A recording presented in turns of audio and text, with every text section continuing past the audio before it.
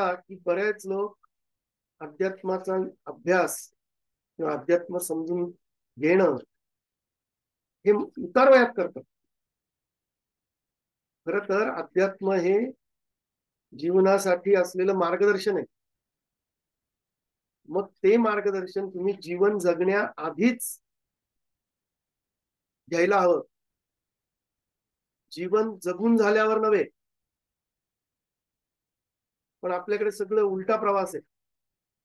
लोक आधी वाटेल तसं जगून घेतात, त्याच्यात अनेक चुका करतात आणि उरलेलं आयुष्य, निम्म आयुष्य चुका सुधारण्यात घालवतात. हा उलटा प्रवास. त्या शंकराचार्य म्हणतायत की अतिशय तरुणपणीच हे जीवन जगण्याची सुरुवात करण्याआधीच ते कशासाठी आहे, ते काय आहे हे समजून घ्या.